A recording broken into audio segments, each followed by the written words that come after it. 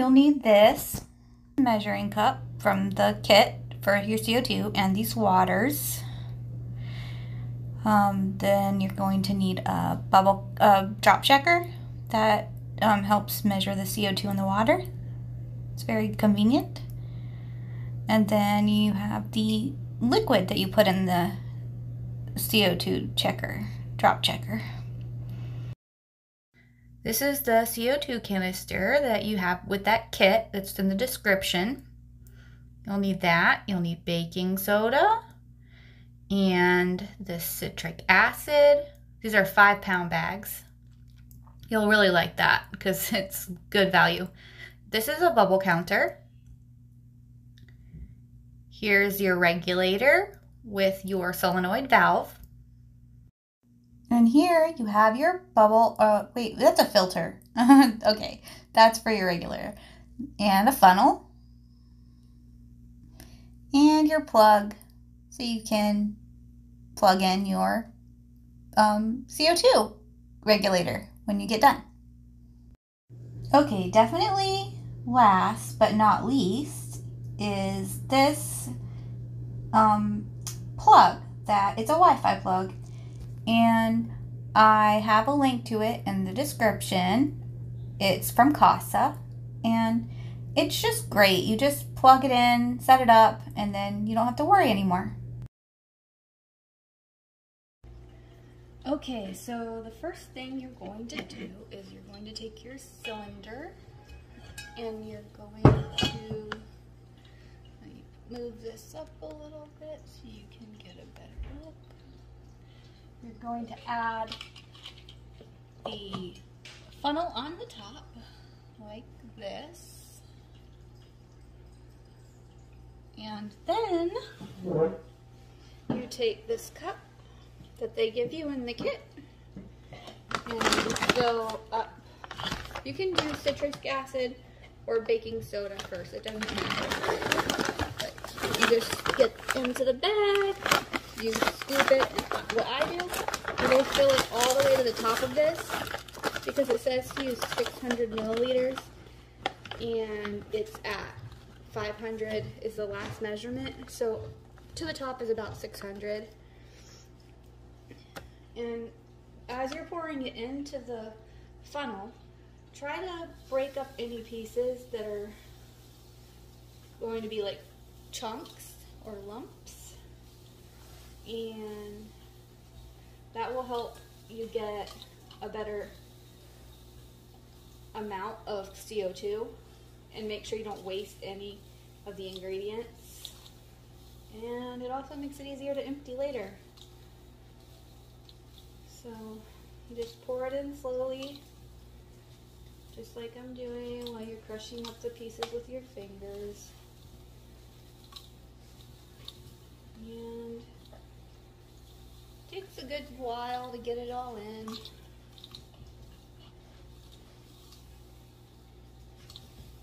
It's definitely worth it though to just make sure that there's no chunks. Alright, after you're done with the citric acid that I did first, but you can use the chunks first. The citric acid is the one that really has the chunks in. But so does baking soda. So you do the same thing, you fill it all the way to the top with the baking soda. Here, cup here, and a little bit more in there.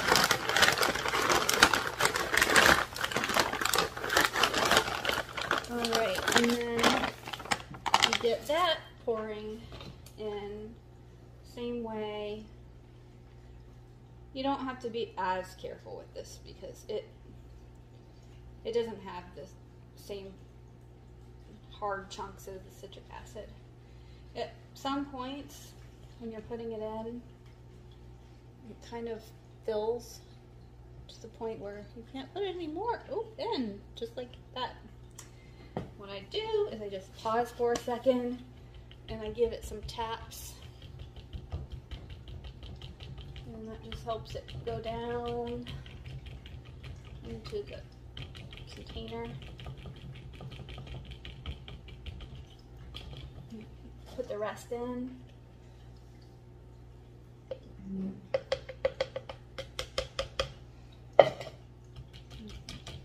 Keep on tapping until it's all out of the funnel. Maybe some funnels don't do this, but mine definitely does.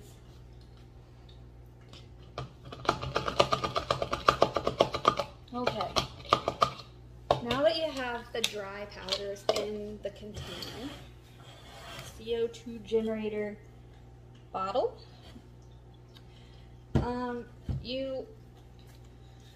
the next step is you add the water, but there is a way to do this.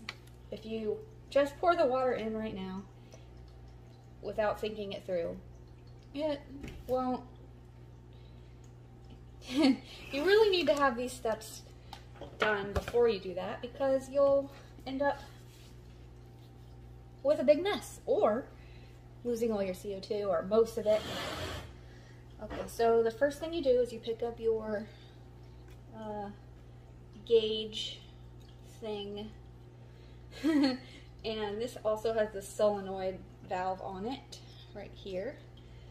I've already put this part together. You can look at the instructions on your manual that comes with this kit. Okay, so then once you have it like this, you also attach this filter to the bottom. It comes with a sticker over this part. Remove that and then take this and screw it in. And just make sure that you screw it in, you're getting it pretty tight and that it's on there correctly, like that. And now, really, really important, there's this knob right here. Definitely make sure it's turned all the way to off, okay? So turn it that way, all the way to off, because if not, it will start pouring out. Then you take your little bubble counter, and this one, when you get it, it's empty obviously, but this one has a little bit in it, but it dries up over time as the CO2 is leaving into your tank. So I always take the water before I do anything else, and I fill back the bubble counter, and I like to make it about 80% full. I think that's about 80%. And then you put the lid back on that, and this attaches to the top right here of your solenoid valve. Okay. And now just check to make sure all of your nuts and bolts and things are tight on everything, because you don't want to be doing that when you're trying to screw it on. It makes things a lot harder.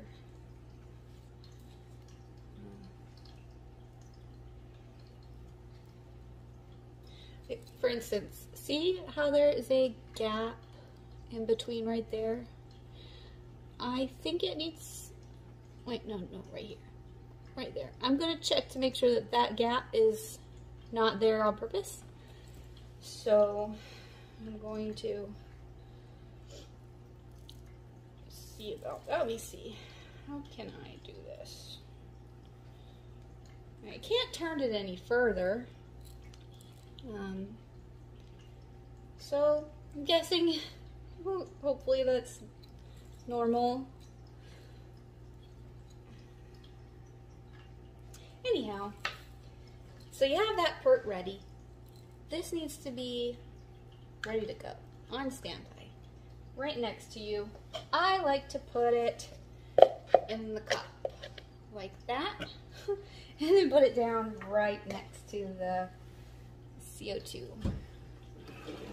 And then I take my first open bottle of water and I put it down, and I open my next bottle of water and I put that down, And it's kind of funny, but it needs 900 milliliters, and each one of these is 500, so it's 1,000 milliliters. So I just take a little drink, 2 sips or so, just to take away the 100 milliliters. And then comes the fun part. You tilt this bottle probably away from you is best, but I don't ever do that. But we're going to do it for this video because it's smarter. You tilt it away from you at about a 45-degree angle like this, and you very quickly pour your water in. And then you take the next bottle that you already have open, and you very quickly pour that one in. And then you see why you might want to put it away from you is it does tend to stop. And you quickly take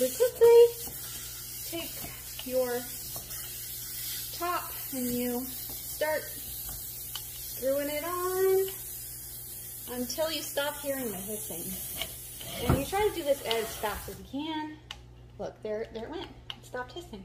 And then I just turn it a little bit more till it feels extra tight. And now I really like this part because it's fun. I take it and I give it a swirl. A little bit of a swirl. That really helps mix all the ingredients together.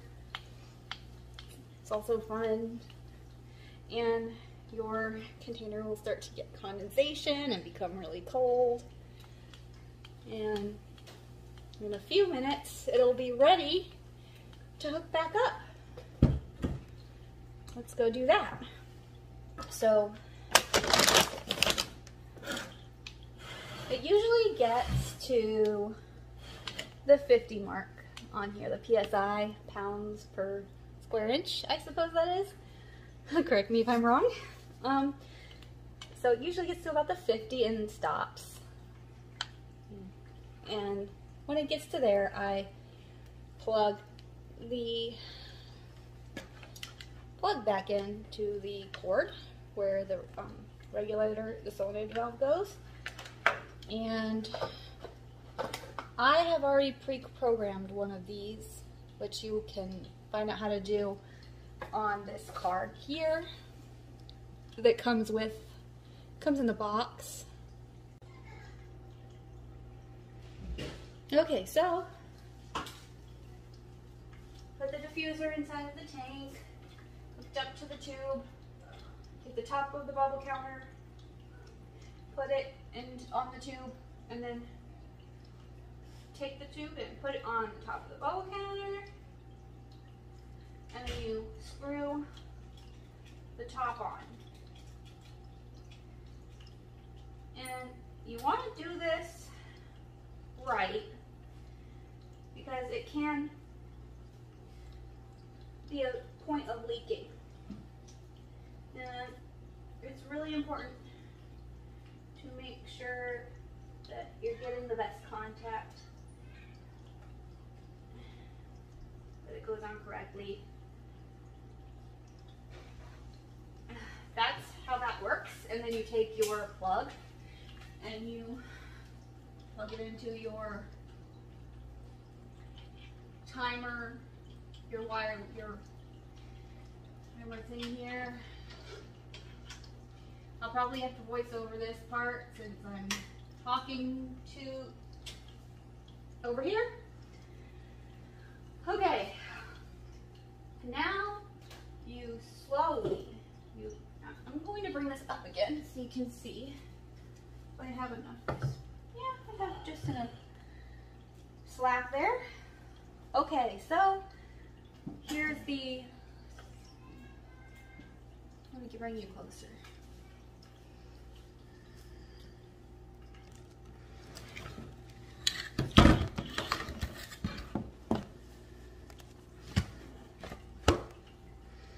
Okay,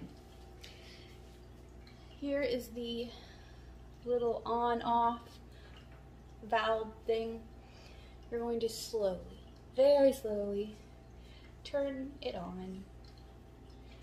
And as you do this, you're going to see bubbles starting here. Right, there we go. Whoa, see how fast they're coming? You turn immediately back up. I like to get mine bubbling maybe about 2 bubbles per second. So it's like bubble, bubble, bubble, bubble, bubble. This is about right. If you can see it. Can you see it? Yeah, you can see it there. Let me get you. There it is. So once it's like this, it's correct, and I have it on the timer, so it will shut off an hour before the lights go off. And I just carefully set it back down right next to the tank here. And we're done. I'm gonna see it pumping the bubbles in. Let's see if I can take you over there. Okay, Ashley. I messed up. Okay, so here we are. Have it on the floor, all hooked up, plugged in. I know this really, I need to get better wiring system here, but as you can see, the bubbles are bubbling, and I feel around just to make sure that, and I listen, and I make sure that everything is sealed tight. Right where I thought maybe there could be a problem, over here, it's fine. There's no problem. Now, after you do your check on that, make sure there's no leaks. It's very obvious if there's a leak, by the way, guys. Then you just check down here, make sure it's bubbling, and as you can see, I have my filter outlet right here, so it's flowing as much CO2 across the tank as possible. At least that's what I hope. And we're losing the most. We're losing the least, not the most. Okay, so that's it. I hope you enjoyed this how-to video on CO2 for your aquarium, and if you liked it, I would really appreciate a thumbs up, and subscribe to my channel if you're not already subscribed. I'd love to give you more videos soon, and this is really fun for me. I just can't wait to do this more often and get better at it. Thanks, guys. Bye-bye. Okay. All right. Psych! I'm back. I don't know why I said psych. That's stupid. Anyway, this is the drop checker fluid. I forgot to show you guys the drop checker stuff. Kitty. Hi, Bella. And, so this is it. Okay, so here's the drop checker. It's what it looks like. Excuse my horrible nails that I pulled off, fake ones. Anyway, so you just put the stuff, you squirt it in till it gets this ball. Wait, then you turn it this way. You see what I'm doing? You see what I'm doing? Yeah. Get in there. Kitty. It's not working. This is the stupidest thing. What's going on? Start working. That's okay. There we go. Got some in there. You see? Yeah, and I'm going to put a little bit more. Alright. Stick a little bit more in there. Yeah. And well, there it is. There's your blue liquid. Okay, this is the first step. Great. Yes, there. Okay, so the second step is to place it in your aquarium like this. You just put it onto the wall, and then you push to get the suction going, and voila, you're done. That little liquid in the morning when the CO2 is going will turn like a lime green if the CO2 is working properly. And if it turns yellow, that's not good, that's too much. If it's blue or blue-green, that's not enough. So that's how you work your bubble counter, you turn it up if you're getting blue-green, and you turn it down if you're getting yellow. And I can see myself.